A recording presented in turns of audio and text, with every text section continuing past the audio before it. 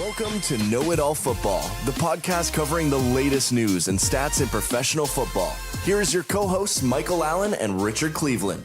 Hello and welcome to Know It All Football. I'm your co-host, Michael Allen. And I'm Rich Cleveland. Nice to see you again. Always a treat, Richard. Always a treat.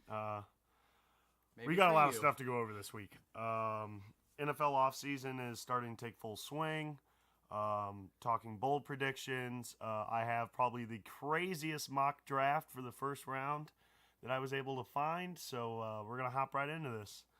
Rich, why don't you start out with a recap of what happened in the AAF this weekend? Well, in week 3 of the Alliance, we actually had an upset, I would say, for the first game. Arizona being beat by Salt Lake 15-23. That one seemed to definitely be the biggest upset of the week. And we'll get back to that. The second game was Memphis losing to Orlando, which wasn't a shocker, but the score seemed really surprise people, including me. The third game, What was that score? that one was 17-21. Oh wow, yeah. Yeah, so I thought, I'm pretty sure I said it was going to be like a 45-point blowout. So Both wrong. the first game of Sunday was Birmingham at Atlanta. Birmingham did come out on top again, 28-12. Me personally, I'm thinking they're a team to be reckoned with. Michael, you're not so sure? No, I'm still not sold on Birmingham. We'll get into that. Why don't we go ahead into the last score of the last game? For the last game was San Antonio losing to San Diego 11-31. Yeah. So let's retract back to Orlando at Memphis. So Christian Hackenberg did Christian Hackenberg. He was like 7 of 15, I think, for 82 yards and no touchdowns, 2 interceptions. Their defense played well. Memphis's defense did play well throughout that game. It once again till the fourth quarter, where they just kind of seemed gassed. But the interesting thing to take it away, and what made this even a game, was they finally made the call to start Zach Mettenberger in the second half of this game. By the way, I just want to read you real quick what he went in the second half of that game. He went 9 of 12 for 120 yards and 2 touchdowns. His 2 touchdown throws were almost as much yards combined that Christian Hackenberg had. The entire game. Yeah. Or entire half that he played. And it has been confirmed that for this upcoming week, he is named their starter. So hopefully, very excited about that. They can maybe turn this around and get some wins. I still, with only 10 games and starting out 0-3, your chances of making the playoffs slim, very but not slim. impossible. No, but there's a lot of teams right on the cusp of being either really good or being really bad. Yeah. The tides have turned a lot, and even in this past 3 weeks, teams that came out fighting real strong, you thought, oh shit, this is it. Yeah. And now it's like, maybe not. Orlando even only scoring 21 on a unwinning team. Yeah, completely defeated. So a winless team. I still think they're the strongest team in the league.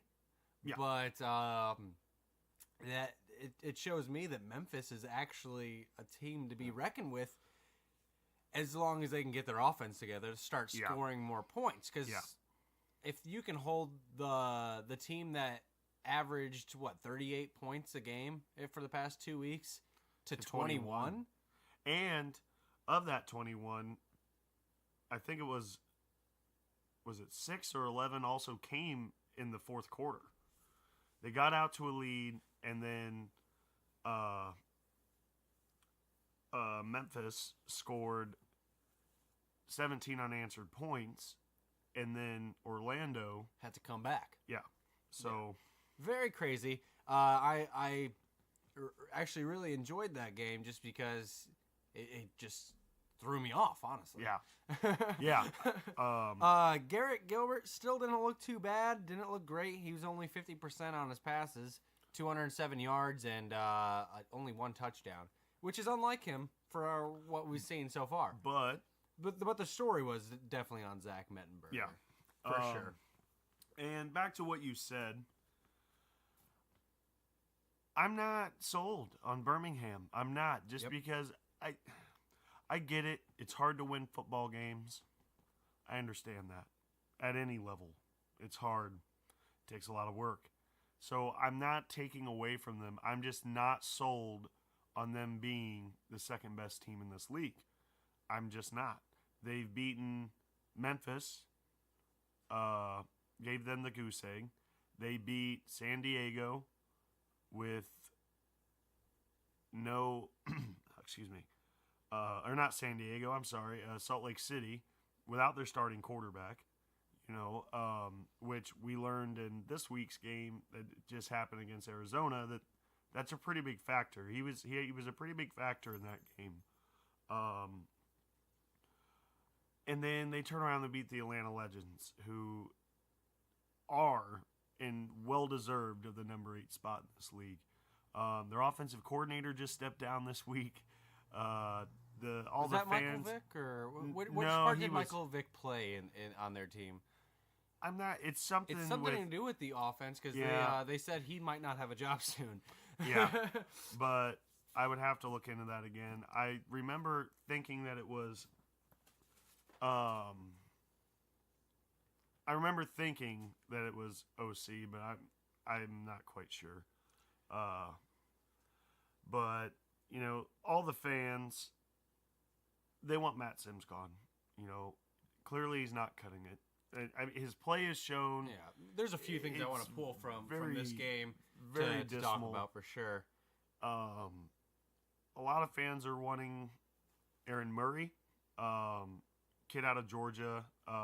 By the way, if I had read the stats correct, which I do believe I did, in a 4-year stint has the most touchdown passes in SES history over his 4-year career there at Georgia with 121. Goodness. This kid threw for 121 touchdowns in his time at the Georgia Bulldogs. And they are no slouch. They've turned into quite the powerhouse when it comes to NFL talent. Us being Bears fans have actually seen a lot of that talent come through. You're talking Leonard Floyd, Roquan Smith, Javon Wims, all coming out of Georgia, and it just, there was a tweet that Aaron Murray's brother put out after the game that you have to put the politics aside. This is getting ridiculous. So I wish, I was a fly on the wall in that coaching room to figure out what the issue is of, if he is the better quarterback, why aren't you starting him? It was made clear that, like with Memphis, they knew Zach Mettenberger was good. They knew he could succeed.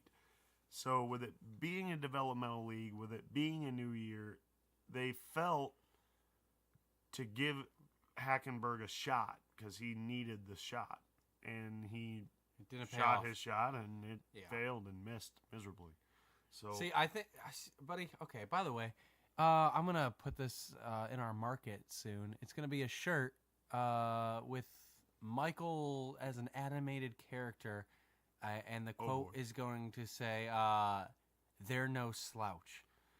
Yeah. I think he has said that in every episode. So it's gonna be on a shirt, people. Buy it, $19.99. Thank you. Dang. So a few things I want to pull away from this. Matt Sims did get 328 yards, but that was also on 48 attempts, 28 completions, 1 touchdown. He threw a touchdown, 3 interceptions, which is why Luis Perez got no touchdowns, but he got 2 2-point conversions, and Trent Richardson scored 3 touchdowns because they had short field the whole time, because Trent Richardson only had 146 yards. Yeah. And Luis Perez only had 160 yards. So they had short field the entire time because Matt Sims apparently forgot what colors they were. I don't know. Well, when you're getting to a point that, your running game's not working, this isn't working, you're passing the ball 48 times a game, you're taking a lot of shots. Matt Sims, by the way, had the most rushing yards on the Atlanta team. By a lot, actually. Triple. I think he had more rushing yards than the rest of his team combined. He had 27. And then you have 9, 7, -6. All right. Hey, -6. Hey, that's special. Right? So, you can end a game with -6 yards. Wow. So my goodness. All right, let's move on because that was about the extent of that game. Matt Sims still sucks. Birmingham still shows that maybe they could be a team, but doesn't seem like they can get a lot of yards out of it. Well, they were lucky to have the short field that they did. I think that they've played teams with no contest, so I follow a lot of their fan pages of all the teams on Facebook, and I follow all the Twitter accounts and for all these teams. Mm-hmm. And from my opinion, Birmingham fans already, they're loud and they're proud. They were ranked to be one of the most bottom teams in this league, and they're one of two that are still undefeated. I guess if that's you listening, congratulations. Yes. Do they go 10-0? No, they don't. No. I think they get exposed. Actually, this when week they play. Right? No, they're playing Memphis this week. No, they're not. San Diego is playing Memphis this week. But once they find themselves against a more top tier team, I think they're going to be exposed.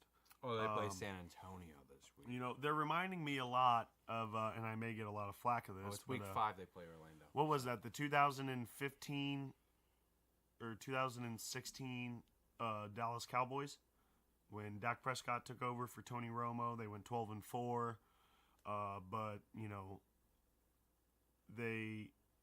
every single win they had was from a team that was 500 or below. Yeah. They were one and done in the playoffs. Every single loss they had was against a team with a winning record. And that showed. They had the easiest schedule in the NFL that year. Yeah. And it showed. It's like, okay, 12-4 is great. That's something that... Which that's not taking anything from Zeke.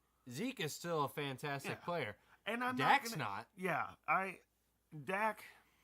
He's a very subpar quarterback, in my opinion. He's a game manager. The reason he is successful and the reason he honestly is still even there is because Zeke.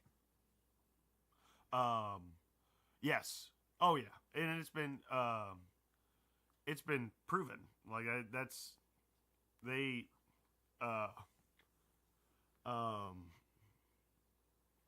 losing my train of thought here. I'm distracted. Choo choo. I am I am so slouch. But yes, he needs the consistent running game. They're a good duo. But Dak Prescott. Anyways, how do we get it back into the NFL? All right. Let's skip over to the San Diego Fleet and the San Antonio Commanders. Like I said, the Fleet did win 31-11. Yes. What do you take away from that game, bud? I am taking away Philip Nelson starting to grasp Mike Martz's very complex offense. He did better than your Logan Woodside. I know. You saw Logan Woodside. I still like the kid, but like I've said, he's a gunslinger. He is not afraid to fit a ball in somewhere. And that's showing. And they did still put Marquise Williams in as well. And once again, it had no effect. I'm sorry. It just, 4 for 4 for 21 yards. Yeah. Yeah. Which, cool. He completed 100% of his passes. But one of those was a screen pass that went almost for a first down. So Yeah. He did run some more too, though. So if that does anything, but honestly, he was not. He had one bad game. San Antonio Commanders are already on boat that he had a bad game.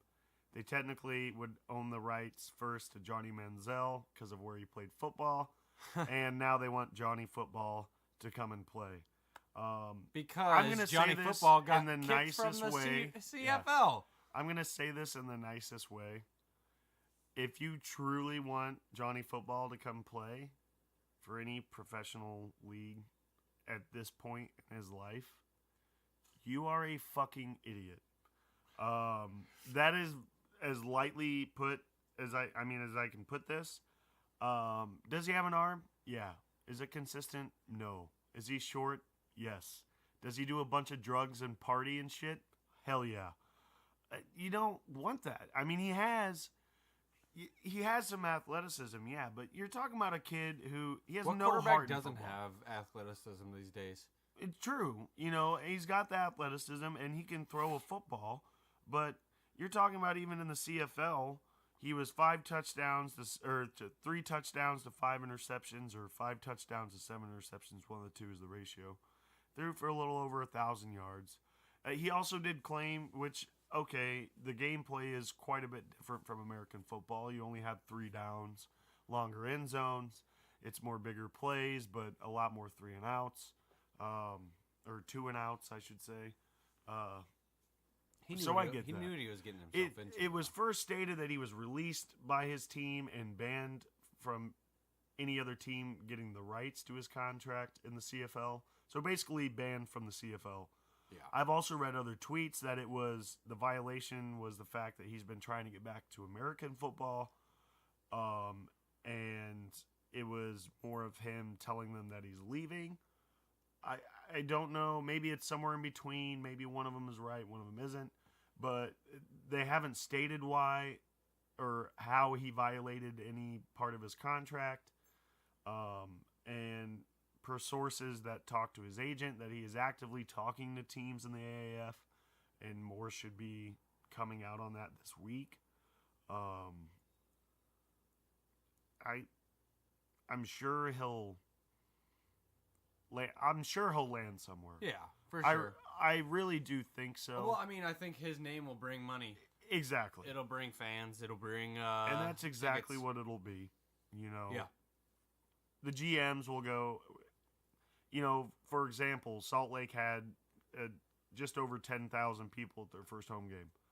You think they aren't going to be like, I bet he'll bring 5,000 people. Yeah. Just to have them on the sideline. Yeah. I mean, look at what it did to the CFL. There are people who are like, what the hell is the CFL? Mm-hmm. And it's been an organization. It's been a successful semi-professional league for years. Yeah. And it wasn't until Johnny Football went over there. But which is weird. You think his name would have died by now. But back to the game. San Diego Fleet, their biggest asset of the night was Jaquan Gardner, who actually won the Offensive Player of the Week with 12 carries, 122 yards, and a touchdown. His long was 83, so you take that away, obviously, but you don't have to take it away because he did it. It's still impressive numbers. He did it, and, that's an impressive run at any level of football. 83 yards is a good run. That kid took off like a rocket. Yeah. San Antonio had just scored.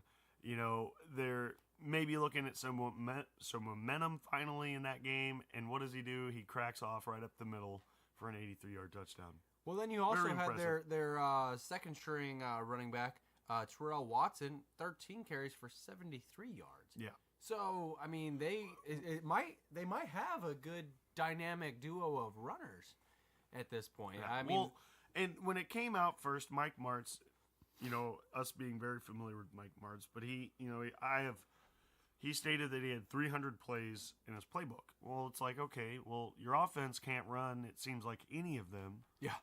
After week 1, and they've kind of grown into this offense. They're finally finding their identity, which is play action, establish a running game, to open up the passing lanes to, is it Philip Nelson or?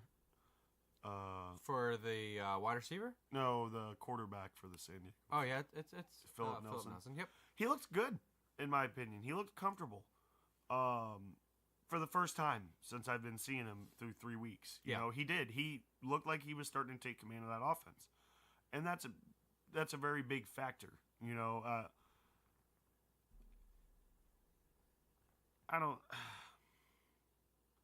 I think they play Memphis this weekend, I do believe. I'm not going to rule Memphis out, especially with Zach Mettenberger behind center. San Diego plays Memphis. Yeah. Yep. I wouldn't rule him out. On Bleacher Report Live. Yeah. By the way. Oh, that's another note. What a piece of trash Bleacher Report Live is. See, I didn't have a problem. I had a huge issue by the third quarter of that game. It just started crashing the website. Hopefully the AAF website is like last week. Usually it's raw. Usually you just get the sky cam with no commentary. But when Bleacher Report Live was broadcasting it, you had options. You could get raw, sky cam, or they called it broadcast. And I was able to broadcast it just like it was like on the channel. No problem. Yeah. So maybe it was me, but I was not impressed at all. Probably an iPhone thing. Yeah. I was watching it on my TV, Rich, okay? With my Probably laptop. a Spectra thing. All right, so... What's your next topic, buddy boy? Well, let's go ahead. Is that the first game? Oh, yeah, that is the first game of the weekend because the AAF had their first flex. That is right, the Apollos game, correct? Who are they playing again? Apollo? Yeah, the Orlando Apollos. They're playing Salt Lake. Got flexed to the 7 p.m. game on the NFL Network. Yes, sir, it did. Because it's like, do you want to watch San Diego and Memphis? Statistically, no. Do you want to watch the Apollos and the newly fired Salt Lake City Stallions, who just dethroned, Arizona? John Wolford looked really good. Their running game finally became established. I'm going to laugh if Atlanta gets their first win against Arizona. That, to me, would show that Arizona was faking it in the beginning. Well, and who knows, because I have not heard any news on, is it Wolford or Woodrum? Woodrum. Their Arizona Hotshots quarterback, he did go down in that game. And Trevor Knight came in and showed everyone who were shocked why Trevor Knight didn't get the start. He looked very uncomfortable, very rattled. He was very inconsistent and inaccurate in his throws. I'm not confident in him taking that offense, even against Atlanta. If Wolford doesn't start, I watch out. Because he had no reins whatsoever on that offense. So that one could very much be anyone's game. What other games are we looking at? So we have San Diego. Is it at Memphis or Memphis? At Memphis. We have Orlando at Salt Lake City. We have, and then start off Sunday afternoon. You got San Antonio at Birmingham. Should be a good game. I think so. I think this is going to be... That one's on CBS Sports. Excuse me. I'm kind of battling a little bit of a chest cold here, so apologize about that.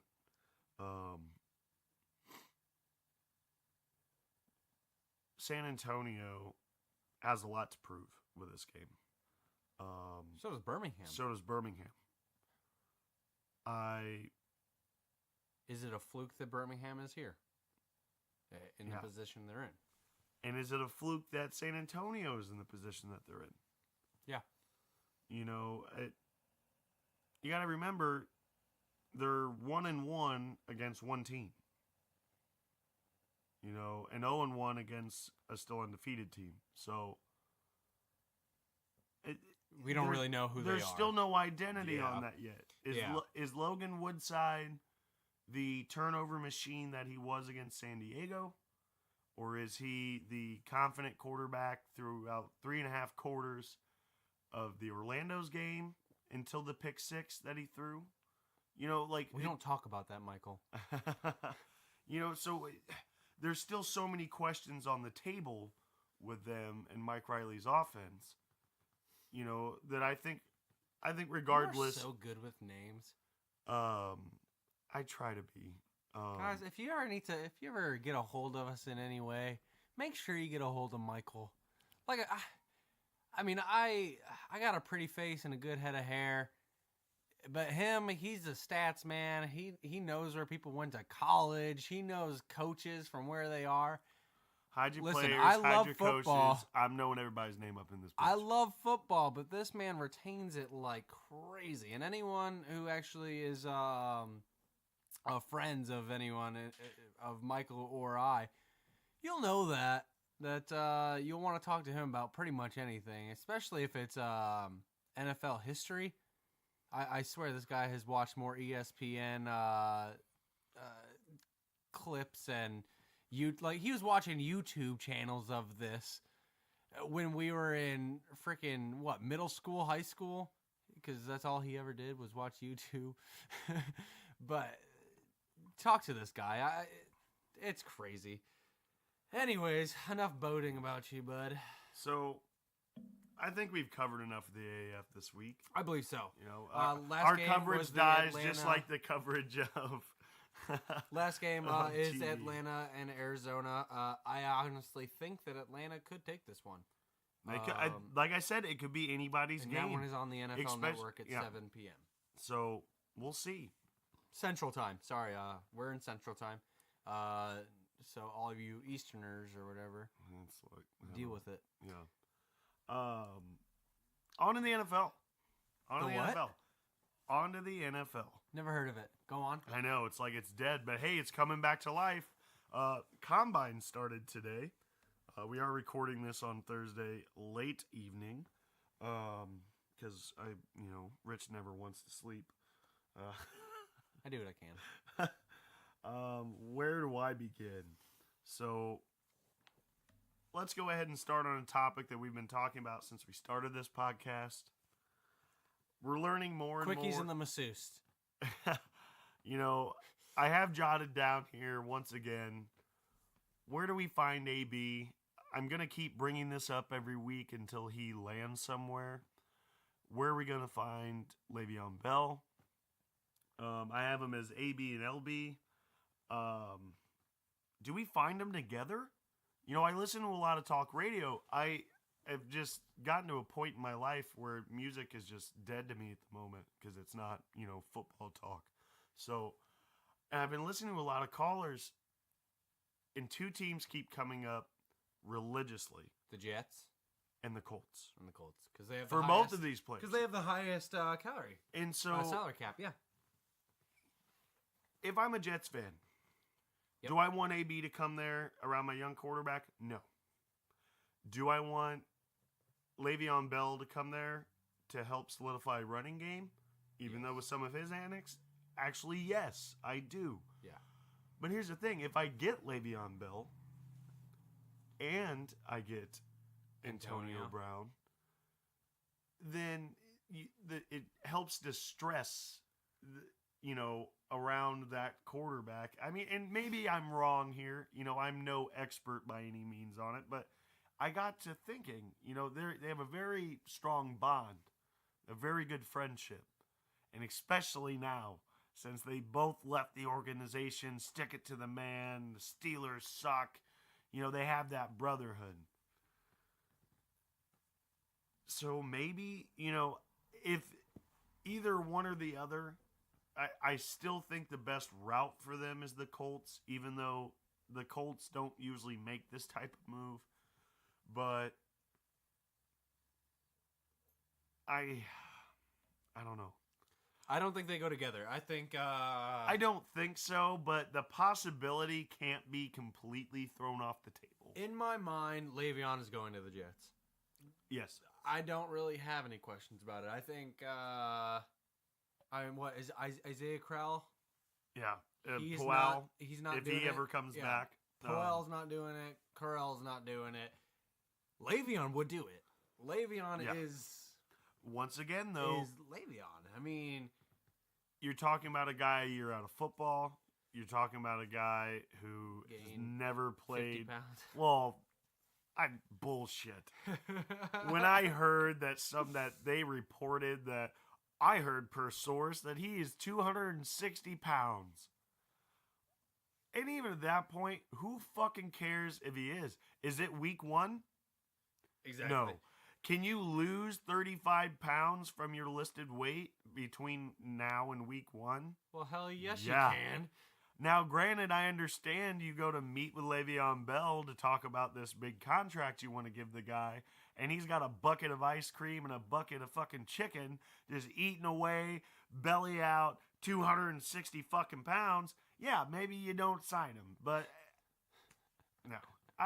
But I think it's bullshit. I think that's people trying to make stories out of something so they can get a good, clickbait freaking article on social media. For sure.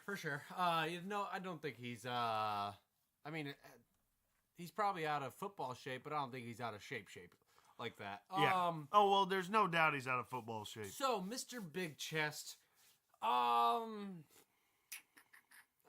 Green Bay Packers would still be a pretty good choice, but I honestly would like to see him on the Colts. I would enjoy that. I think him and T.Y. with Andrew passing to them. Yeah, that'd be dangerous. Because you don't have to worry with Andrew Redo Luck. a Bears Colts Super Bowl for me. Oh yeah, your dad would literally he could die. His two favorite teams in the world. Redemption, baby. Yeah, right. Round 2. You ain't got no Peyton Manning. Yeah, I won't rule out anyone. I won't.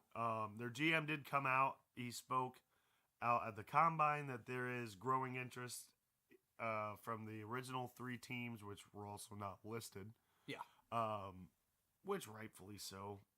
I had read articles of all 32 or 31 teams' best offers that they could give for him, all being draft picks. Besides, it was, I can't even think of the team, so I apologize. But they had a decent first round pick and were able to give up a player.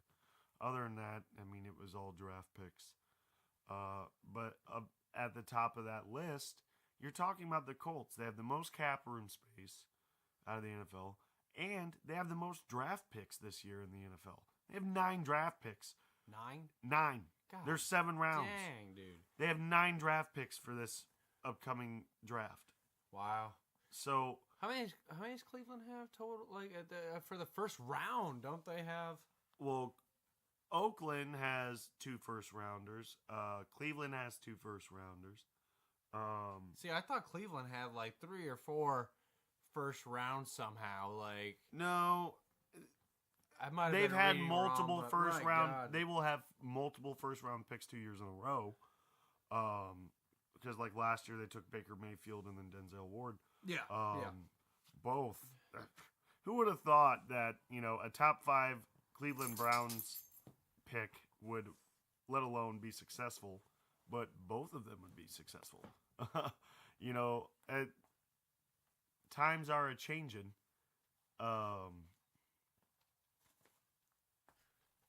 Cleveland's becoming irrelevant. Whoa! Ow! Oh, sorry. I was gonna say, relevant. Ouch. Us Clevelands are great. Yeah, okay. Anyways, that Cleveland's great. You are not. Well, thank you very much, sir. Thank you kindly. All right, I guess a couple questions from the combine and everything. I don't know if anyone has heard that Kyler Murray is not going to be participating in anything. But he did weigh in, and he's 5'10" and 1/8 inch. And he is how much, Michael? He's 207 pounds. So he definitely was listed at some 185 at Oklahoma. Maybe he's taking on the Le'Veon Bell diet. Yeah, it may be. Yeah, chicken wings and ice cream. Let's get ready for football. And his hands, by the way, measured at 9.5. Now, See, they I'm were doing I'm a lot 6'3", and that's what my hands are. They were doing a lot of comparisons between him and Russell Wilson this weekend, and all leading up to this week. They feel like there's a lot of similarities in their game and body type, so that was someone to compare to. Russell Wilson weighed in at 204. He was at 5'10 and 5'8". 5'10 and 5'8", excuse me. But his hands were 10 and a quarter. That dude's got massive hands. Yeah. I've probably got like 7-inch hands. Like, I've got Trump hands. Like, I can barely grip a football, and I'm at 5'10". And I can tell you what, they look a lot better at 5'10", 207, and 204 than I do at 5'10 and 230. They have all the right weight. I have all the beer weight. Which, by the way, non-sponsor once again this week, coming in clutch for our podcasts here, with Rich taking his hat off and introducing me to Sideshow Bob. How are you doing? But I digress. Back to the draft. So I do have a question on the draft. It's early still, but as of right now, who goes first for you? Who goes off the board first for me, or who picks first?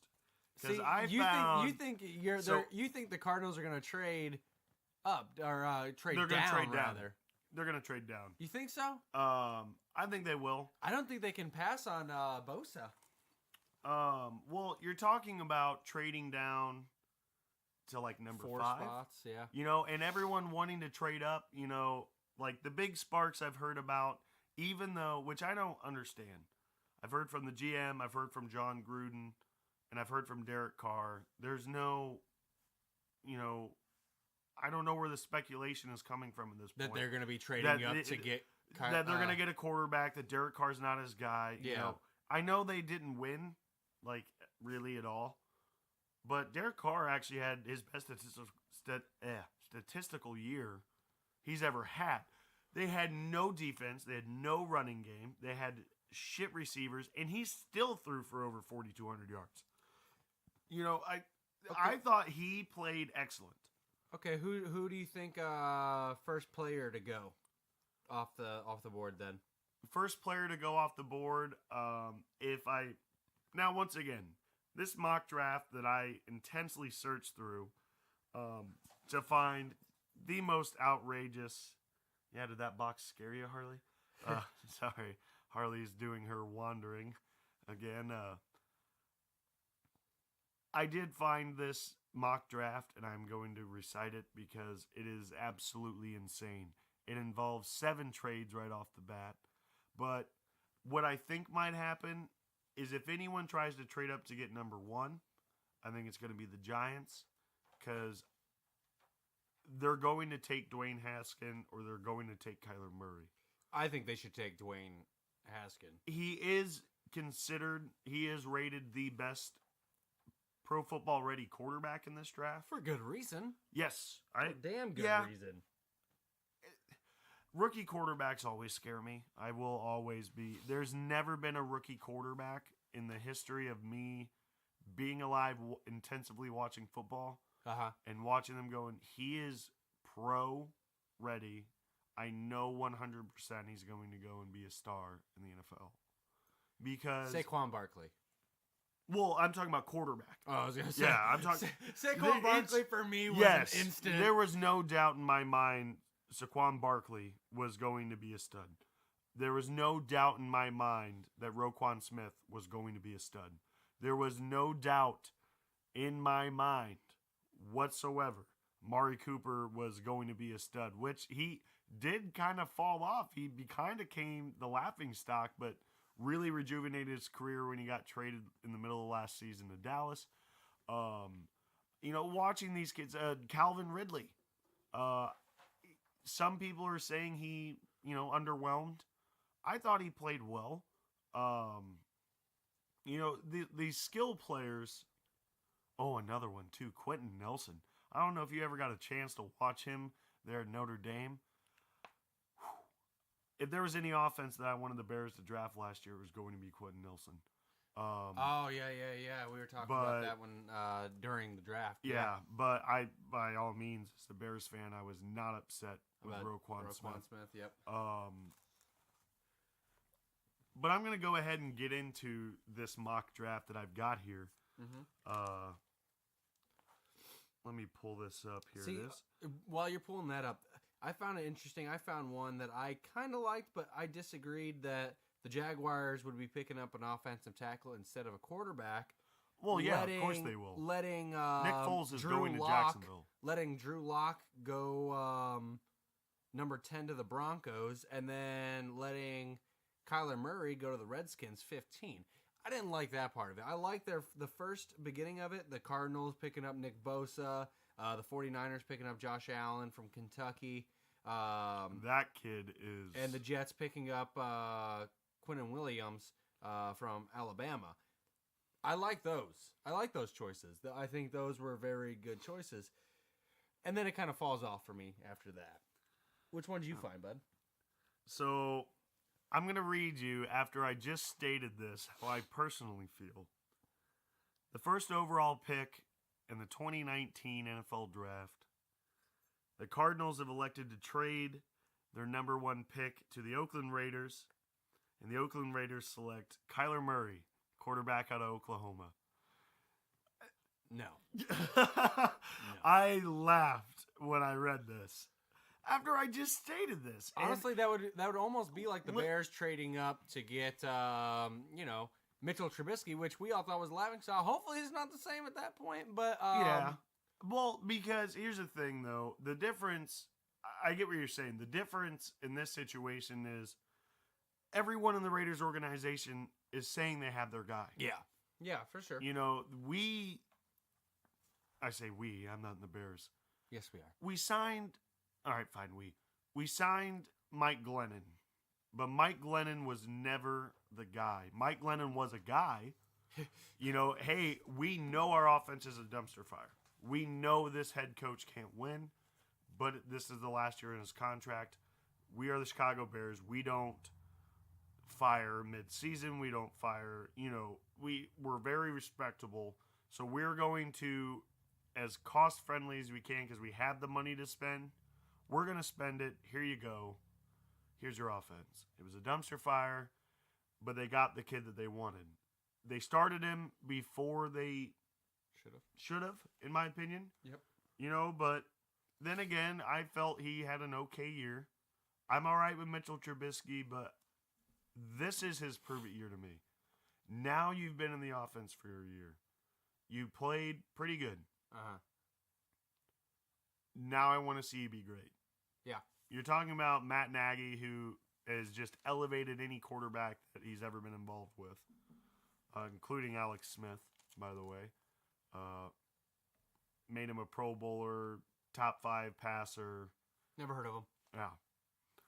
But anyways, we get into a side tangent here. So, number 2. The 49ers have elected to trade away the number 2 draft pick to the Jacksonville Jaguars, and the Jacksonville Jaguars select Dwayne Haskins. No. Once again, there's no way. And there's no way because Nick Foles is going to become a Jaguar. He's going to become a Jaguar. Oh, yeah? Yeah. Either way, he's heading to Florida. He's either going to Jacksonville or he's going to Miami. And if I was a betting man, I'd be all in on Jacksonville. I think adding Nick Foles to Jacksonville, reuniting with DeFilippo, who was there with the Eagles on the Super Bowl run, it makes perfect sense. They'll find every way to get the money, and I think I could be wrong. I don't think Nick Foles is out for money. I think he's out to prove, hey, I'm a lot better than coming in at the end of the season and being the playoff quarterback. Yeah. I can take a team to the playoffs. Just and then give me that team. Okay, yeah. He wants to be a leader. He wants to lead a team. And I think Jacksonville, in every aspect of that is begging for Nick Foles. You know, they're But a loyal. that They're a doesn't loyal mean team. they're not going to pick someone else up early in the draft. Yeah. To be great though, you're probably losing Jalen Ramsey. You're trying to restructure. I'm trying to. His name's right on the tip of my tongue. An edge rusher for them. You're trying to restructure their contract before they become a free agent. So you have other needs potentially. Yeah. And Nick Foles he's not young, but he's not old. He's still definitely in his prime. You have that time to spend that money and try and get a championship now. Yeah. If you can add Nick Foles and that defense can rebound, you're talking about a Super Bowl contender.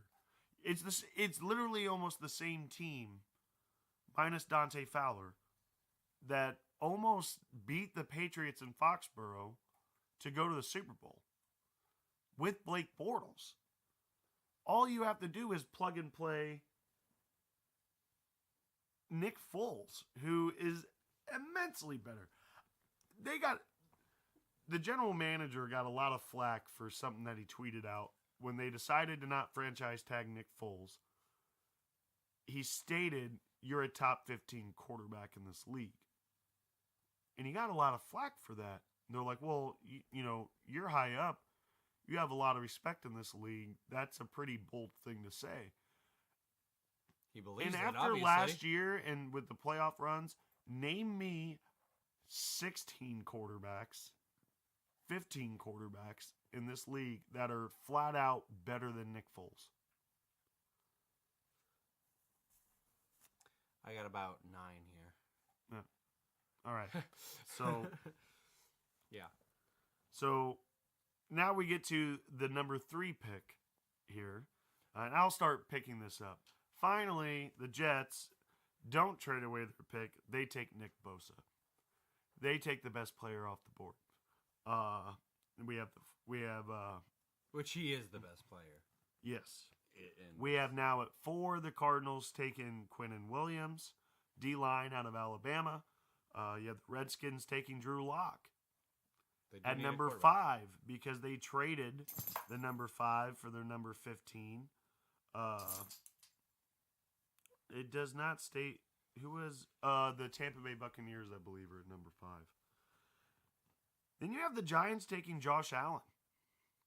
I don't think in any way, unless Kyle Luetta, I think is how you pronounce his name, just clicks on and becomes a good quarterback. I think it's been stated he's not the guy to be the predecessor to Eli Manning. And I think you have one good year left out of Eli Manning, maybe. Especially if you have that competition.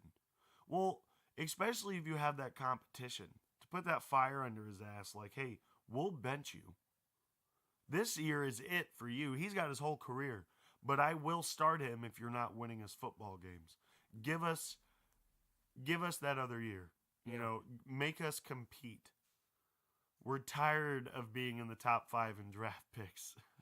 You know, it's the silver lining. You know, you get all the good kids, but as the Cleveland Browns has shown, you know how many careers the Cleveland Browns have ruined since they became a team again? Yeah. It's too many. You have now at number 7, 49ers taking Clelin Ferrell out of Clemson, edge rusher. You have the Lions taking Rashad Gary at defensive line. This one is probably my favorite one because I think it's the most accurate. Is at number 9, the Bills take Ed Olivan, defensive tackle. The only thing that I think would be a lot better is taking an offensive tackle. But either way, their interior line... Which in mind, they have Jonah Williams out of Alabama, yeah. Either way, both sides of their line has a lot of holes. And for a young quarterback, you know, giving him time or helping a defense, which, hey, my catchphrase, no slouch, okay? They were top 10 in a lot of stats this year. And at one point, they were allowing the fewest yards per game through the year. And they cause turnovers. I mean, like, their age is definitely up there overall in defense, but Mike McDermott knows what he's doing. You know, yeah, they had a setback from the year before. I know they made the playoffs, but, you know, they changed quarterbacks and they're changing a lot of personnel. You know, there's only 3 players left on that team since Mike McDermott got there. From when he started and what roster he had, there's 3. There's 3 players left that were there. So, I think they're still trending up, you know, and we'll see that this year. And I think definitely, I prefer that they go offensive line. I won't be mad, though, if they went defensive line. Yeah. But it's time, okay, you know, and maybe sign you know, you have some free agent wide receivers. There's definitely some late round talent. There was a lot of big wide receivers in this draft. I'm talking 6'2 plus, 210 plus, you know, a lot of big bodied possession receivers are coming into this draft. Yeah. So for a young guy, you know, for someone like Josh Allen, you're going to want to get that guy who can, you know, that speed guy who he can sling it to. But as you'll see in his maturity, his game will change in that aspect a little bit. And if you get him a guy that can run a hitch and you just put the ball somewhere close to him and he's going to come down with it, that's going to be something good for Josh Allen. Yeah. The Broncos here, I'm going to end at top 10. I'm not going to go through all 32 because it just goes over, you know, with the internet and everything. I found this at cbssports.com, where we have stated we get a lot of our information. Is Devin White, inside linebacker at LSU. I think they take that, and I think that was put in this mock draft solely because Vic Fangio just became head coach. And what did he do last year? What did they do? They went and got an inside linebacker. Yeah. He's specifically known for just elevating any linebacker core that has evolved around him and is on his defense. I disagree with this pick. I think even though you just traded and got Joe Flacco, and yes, you're talking about you could have another 2, 3, 4 years out of Joe Flacco, but I don't think you do. Yeah, I think you have 1, and I think even at 10, you know, there's a quarterback that could fall. You know, I also really don't believe that Oakland's going to trade up to the number 1 for Kyler Murray. And of all the quarterbacks that are projected to go in the top 10 or top 15 of this draft, I think Kyler Murray is on the end of it. Yeah. I do. And I think him not participating in the combine is going to be a big factor in that. You know, like I said, maybe he works out at Pro Day for Oklahoma, but what are you hiding? Yeah, exactly. You know, what are you hiding? Because that's where I get to it. They actually encourage these quarterbacks to not throw at the combine and to throw at Pro Day, or vice versa. Don't throw at both. They have the tape. Yes, this is something so all the coaches can come and see you at one time, but they have the tape. They're not going to fully judge you on your combine score as a quarterback. They're not going to do it. Oh, was letting her out? I'm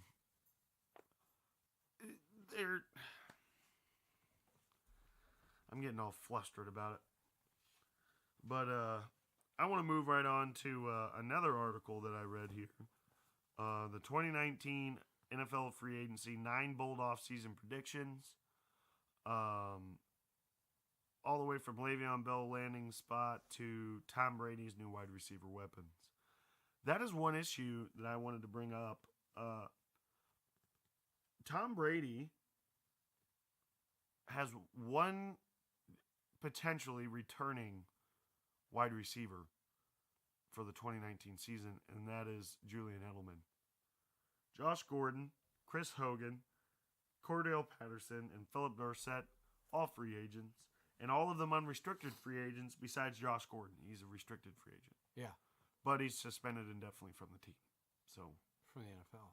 Yeah. So I don't think he's coming back. They have a lot of work to do. Yeah.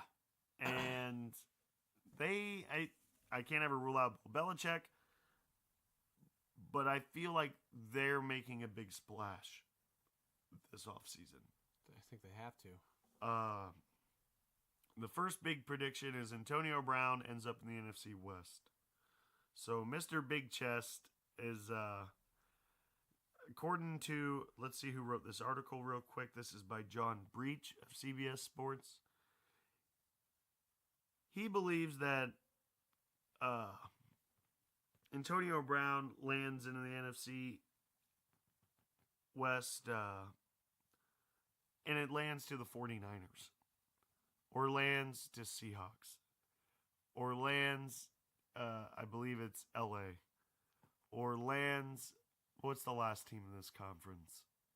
I'm drawing a blank. It is the 49ers, the Seahawks, the Rams, and... I'm not good at conferences. I know, I'm drawing a blank here. But anyways, the Rams, because sounds like something they do. Seahawks, because they desperately need a wide receiver. The 49ers, because they desperately need a wide receiver. They are the conference that the Steelers play the least out of any conference in the NFL. And that was also stated by the general manager of the Steelers that he wants to see Antonio Brown as least as possible once this trade is done. And I personally feel like if there's any team there, it's going to be the 49ers.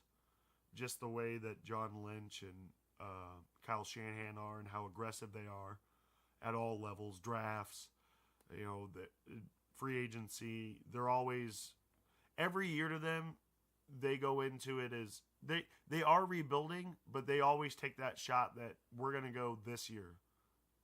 What is the best pick that we can make in our offseason that this is our move, we're going to go to the Super Bowl. Yeah. They did that with Jimmy G. Unfortunately, things happen. Injuries. They did that with McKinnon. This is going to be our running back. We're going to pay you a lot of money. You're going to be our running back now. But they are also drafting very well. You look at George Kittle, best tight end in the league last year. Their team is turning around. Yeah. Believe in the process is really going on in the 49ers, but if I had to choose, and it was going to be the NFC West, it would be the 49ers. Yeah. I would prefer the Seahawks, but... Yeah, I believe Russell deserves it more, and Pete Carroll deserves that more. Yeah. Next one, Odell Beckham Jr. gets traded. Which isn't crazy. No, it's not. And it was per a source. I need to find his name here. I'm not finding it. It was per a source that you don't take lightly. That's, hopefully I can, as I'm talking, I can find the name of this reporter. But it's clear he's unhappy. And it's clear the organization, even though they just committed by signing him to this huge contract, over 6 years and all this. Well, actually, not a lot of guaranteed money. The funny part is that most of it is unguaranteed. But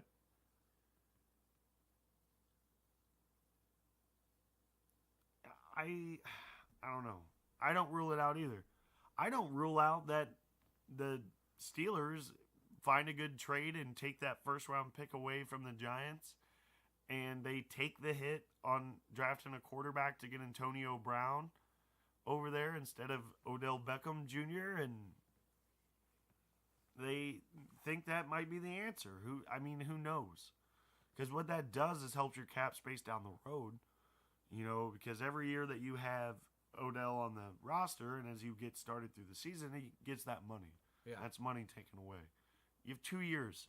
So essentially, if it's someone that you are kind of regretting that you gave a contract to, this could kind of be your out. You get the same level of talent.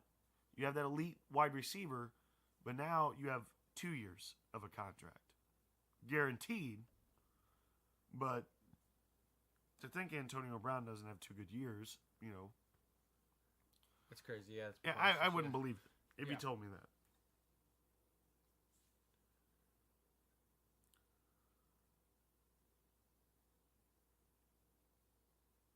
My other bold prediction is me retracting back to what I said earlier.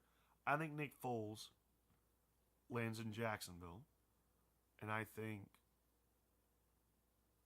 Ryan Tannehill lands in the Redskins, and I think Case Keenum lands in Miami. A lot of big moves, huh? Yeah. And here's why. I think Ryan Tannehill lands at the Redskins solely because the Redskins, for whatever reason, they don't draft quarterbacks. They just don't do it. I don't know why, but ever since Joe Theismann, they don't go out of their way to get quarterbacks in the draft. They just keep trying to find guys like Colt McCoy, in the 3rd and 4th rounds that are some miraculously going to be maybe a Tom Brady or Russell Wilson, the miracle they found late in drafts. They always go free agency. And they always go for subpar guys, but have a lot of experience. Alex Smith, just off the top of my head. So I think they do. I think he lands there. I think he gets a decent contract. And I think he sits on the bench because he gets hurt. I think Case Keenum goes to Miami because Miami is in full rebuild mode. Yeah. And now they have a new coach. You get a guy in there with experience, but you don't want any big commitment to. That's Case Keenum. He's a journeyman. You bring him in as your bridge quarterback. You test out how well you think your offense works. You don't sign him to a big contract. Yeah. And then, of course, Nick Foles is the perfect fit for Jacksonville.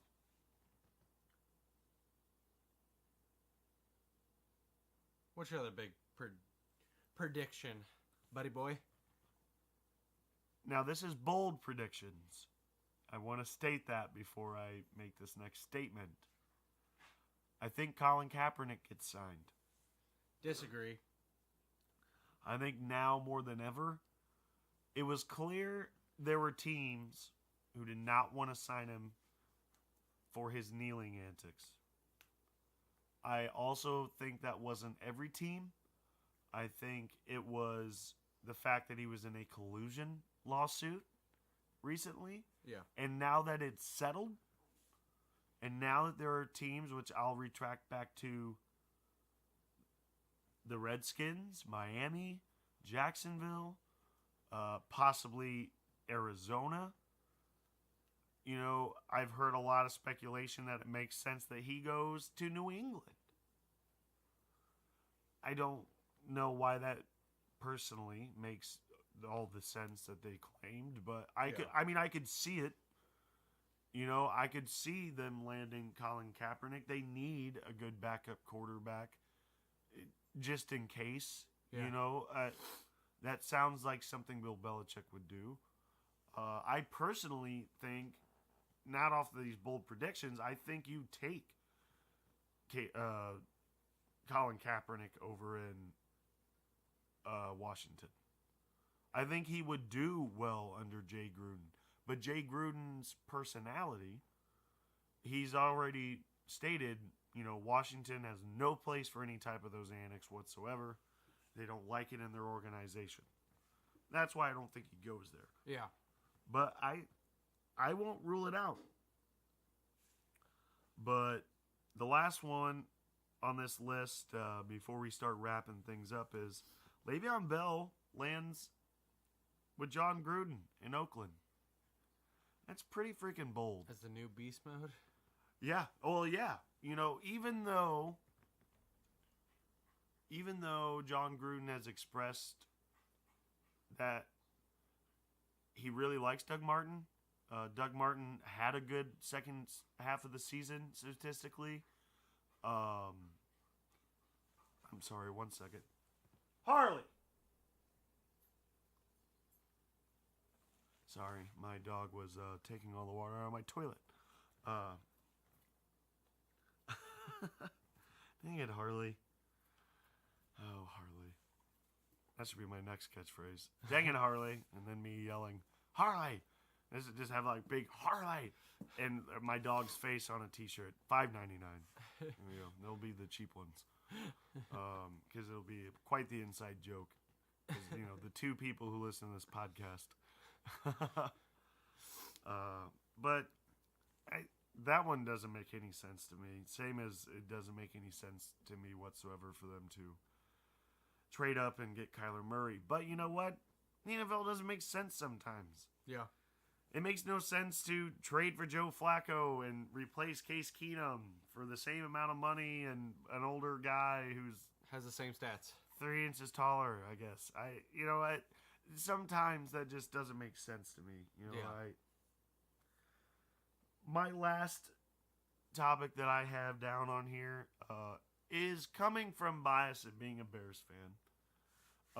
The first player to officially get franchise tagged this offseason was Robbie Gould. Insert wop, wop, wop. That was pretty soul-crushing to me. I understand it, though. As I've stated, selfishly, of course, I want him to kick him to the curb. But why? The guy's been 82 of 85 since he's left the Bears. We'll just put it that way. 82 of 85 field goals and extra points combined since he left the Bears. The guy's a Hall of Fame kicker. You don't want to give him the big contract because he's 36 years old, but you want to pay him. So why not franchise tag him? Yeah. He's making $5.1 million. I get it.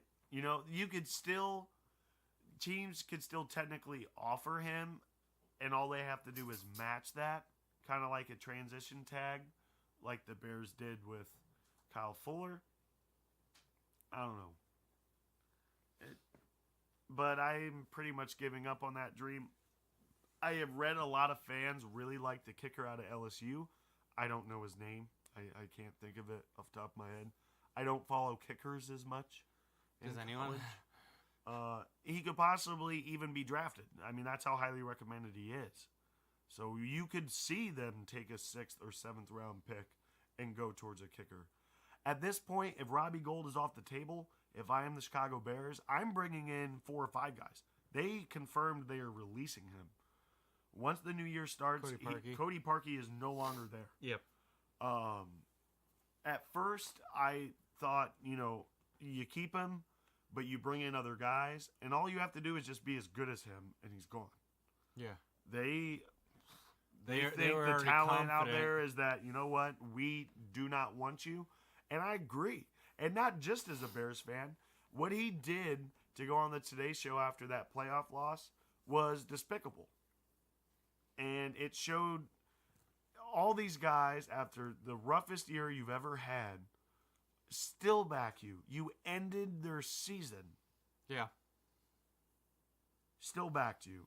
And then you go on to the Today Show to have a pity party tour and say, this isn't hard. Well, it's your job.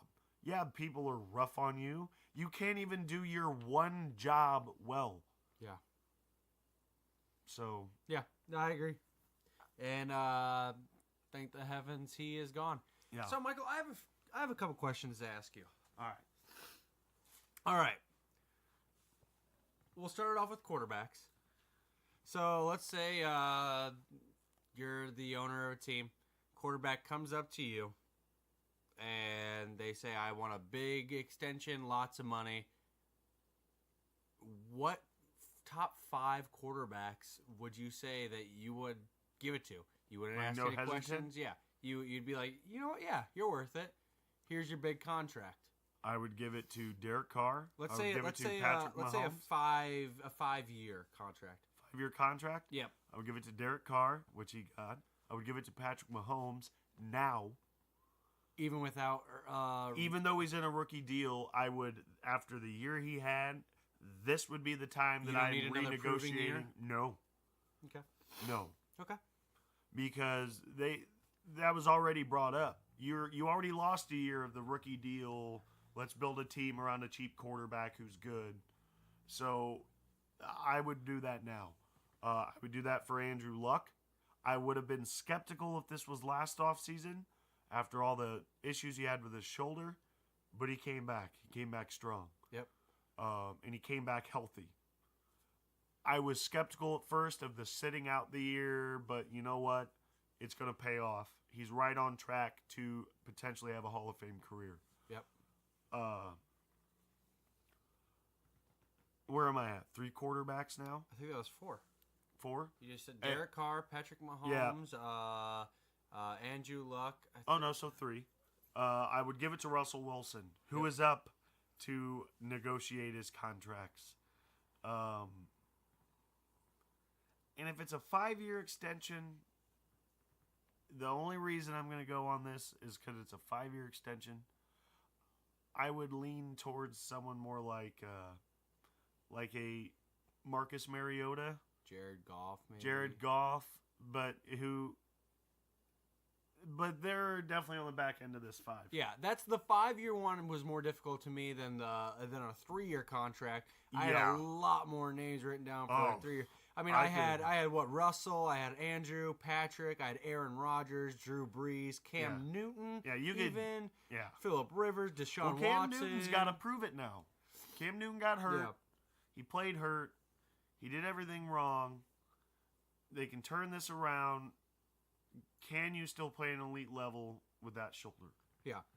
After this season, if he does well, I'll put him on that list. See, on the 5-year, all I could come up with really was Russell, Andrew, and Patrick.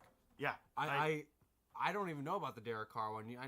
You're pretty sure about it? I mean, I think Phillip Rivers probably has another 5 years in him, I would say. But anyway, so you got a pretty good list. Let's go to running backs for me then. Same question. Running back comes up to you. I know they don't get paid as much, but according to what they get paid, big contract, 5 years, lots of money, as much as they can possibly get out of you. Who's your top 5? I came up with a lot more on this list actually for a 5-year. Saquon Barkley. I don't even want to say it next, but I'm going to say it next because these are in order. Kareem Hunt. I'm a firm believer he'll bounce back. Okay. Alvin Kamara.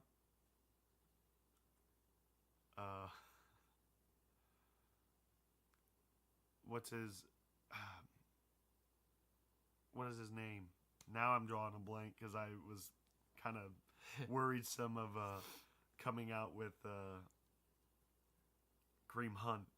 So Saquon Barkley, Kareem Hunt, Alvin Kamara. I'm going to go ahead and give a big contract to Nick Chubb, even though they're now on the same team. I don't know if that's going to last. And I think Nick Chubb is the one who ultimately gets hurt by this. But I think he'll be able to go somewhere else and prove where he broke out last year. And then Melvin Gordon. That would definitely be my top 5. That's also a play in the fact that they're all fairly young. And Melvin Gordon's the most established. But I won't give Le'Veon Bell top 5 solely because he's a year out of football. Yeah. Like, that's the issue that, you're going on faith. That, yes, he was elite, but he hasn't played football in a year. There are a lot of things you could lose in a year that you have to gain back over time. That's why he's not in my top 5. Our top 5s look a little different. Actually, pretty good amount different. So I have 8 names total, 5 in the top, and then 3 just missing it. I have Todd Gurley. I'd give him a big contract. I know he was acting a little funny, but all year he was showing that he's still your guy. I have Christian McCaffrey. You know what? I forgot about Christian McCaffrey. I can't. I'm going to replace Nick Chubb with Christian McCaffrey. Okay, all right. I forgot about that little truly dual threat. Yeah. Man, almost triple threat. He threw touchdowns, too. Yeah, he's dangerous. I did forget about him. There you go, see? I got Melvin Gordon. I do got Alvin Kamara. And I also have Zeke. Zeke has been, time and time again, proven that he is an elite running back. Just missing my list would be Saquon. It's easy to be an elite running back when you have an elite offensive line. So I almost traded Zeke out for Saquon. I wasn't sure yet, but Saquon just missed it for me. Philip Lindsay just missed it for me. Yeah, Philip Lindsay has a lot to prove. Yeah, but he did Philip prove a lot Lindsay as well. smells a lot like one and done bust. See, and I also liked Sonny Michel. Yeah, he's got too much. He was hurt. I like Sonny Michel. He was hurt, and then he played hurt, and it wasn't until the playoffs came around where he started being himself again. But his playoff form, just his playoffs, I'll sign that to a 5-year deal. Yeah. I'll sign that to a 5-year freaking $8 million a year deal, and I won't even blink about it. If he plays like that he did in the playoffs. Phenomenal. If they have like a little team MVP of the playoffs, whatever, like the Ravens did with Joe Flacco, it goes to Sonny Michel. Yeah. No one played at any type of level of play consistently like Sonny Michel did in the entire playoffs. Yeah. And as a rookie. Yeah. That's why I have the 3 rookies down at the just under the cusp of my top 5 list. Switching over to wide receiver, same question, obviously. I'll give my list first. I do have, I think, another 9 names. A few on the, because there's so many wide receivers these days. I have DeAndre Hopkins. Great choice for me. Julio. Michael Thomas. Devontae Adams. And Adam Thielen, actually. Just missing it for me was Big Chest. Juju. Well, Big Chest is 30 years old, by the way. Juju, AJ Green, T.Y. Hilton, and Tyreek Hill. See, by the way, Rich is hitting. We didn't get to go over these before tonight. He wanted these questions to be a surprise right at the end for me. He wanted to see how I did off the top of my head. And it's actually kind of funny that you bring it up because, once again, in order for me, top of my list is going to be Juju Smith-Schuster. Why? Because the guy's 20 years old. He's 20 years old, and look at what he's done since he's gotten in the league. Yeah. Or 21, I should say. I'm sorry. He just turned 21, yeah. 5 years, at $10 million, $11 million, hell, $15 million a year contract to a kid who at the end of his 5-year contract is going to be 27, 26. Yeah, that's pretty crazy. That's insane. Yeah. That's why I would put him up there at number 1. I would definitely go with Adam Thielen. He's sure-handed. If Cooper Kupp can bounce back from this injury, yeah. Cooper Kupp. He was one that I was thinking. He had a really significant injury, which is very unfortunate. Yeah. Michael Thomas, and another one that I'd probably really link into is Julio Jones is getting up there in age for me. What about Devontae Adams? I'll give Devontae Adams number 5. Now I don't want to take away from Devontae Adams. I think he's better. I'm not ranking this. This isn't a rank off who I think is the best. This is who I would give a big contract to for 5 years. Yeah. And the only reason he's down to 5, maybe 6, trading in and out with Julio Jones, is look at who he has throwing to him. There are some other intangibles. Granted, he was the only weapon last year. So let's say Antonio Brown goes to Green Bay. Does Devontae Adams still have the same type of numbers, same type of targets? Can he still be that guy competing with Antonio Brown to be that guy? Yeah. Because as great as he has been since he's been in the league, once you bring in Antonio Brown, you're not the guy anymore. Now you have to retake that spot. Yep. Like you did from Jordy Nelson, you did from Randall Cobb. You earned that spot. Well, now you got to earn it again. If you earn it again, you're up there on my list. Yeah. But Yeah, for sure. after that. Well, thank you for participating in my questionnaire. I'll have a brand new one for you next week. All right. I think that wraps it up for us. I think so. And we're trying different things, too, with our podcast. We want to try to make it more enjoyable to talk about, because we were talking a lot of numbers. But right now, we're still trying to get our feel. And we would like to hear back from you guys. We do have the multiple social media accounts and everything like that. Tell us what you guys like. Really. Yeah. Because we're going to talk about football regardless. Yeah. So whether it's opinion, whether it's questions, we are on Twitter, we are on Facebook, we are on YouTube. Please subscribe, like, tweet, follow. I am constantly on Twitter reporting, especially now. I will be all through the weekend. The Combine did start today. You're going to see all the events going through this weekend. Saturday is when quarterbacks will be throwing and wide receivers will be running their drills, which is always the biggest, weekend in the Combine. Yep. And, of course, we will have that in next week's episode. We'll be taking away from that. But I think that's all that we have for tonight. So thank you, and always thank you for tuning in. Have happy days just like Robert Kraft, all right? Yeah. High five. Yeah, that was great. All right.